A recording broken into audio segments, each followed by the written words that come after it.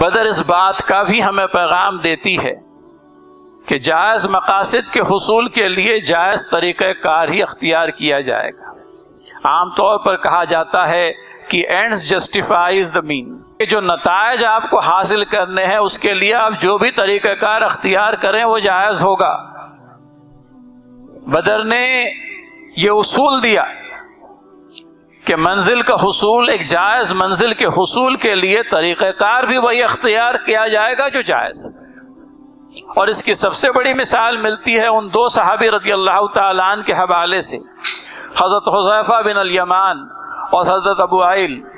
یہ دونوں مکہ سے چلے اس ارادے سے کہ مدینہ کے اندر میں اللہ کے نبی صلی اللہ علیہ وسلم کی جنگ کے مرحلے میں مدد کریں گے۔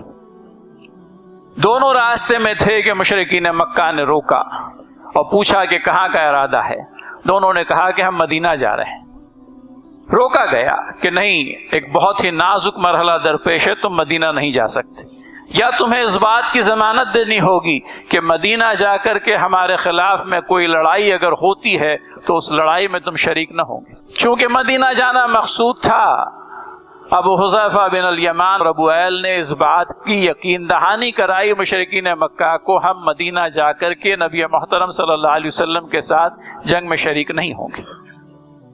اور اس ضمانت کے بعد میں ان لوگوں کو جانے کی اجازت دے دی گئی۔ مشرکین مکہ بھی جانتے تھے کہ مسلمانوں کا وعدہ جو ہے خلاف نہیں ہوتا۔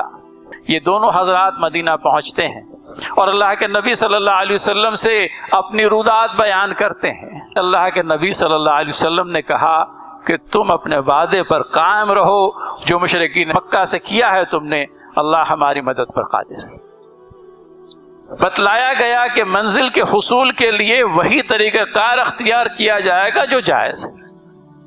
وعدہ خلافی کر کے ایک ناجائز طریقہ کار کو اختیار کر کے جائز منزل کا حصول ممکن نہیں ہو پائے۔ باطل طریقوں کے ذریعے سے حق کے ہدف کا حصول یابی ممکن ہی نہیں۔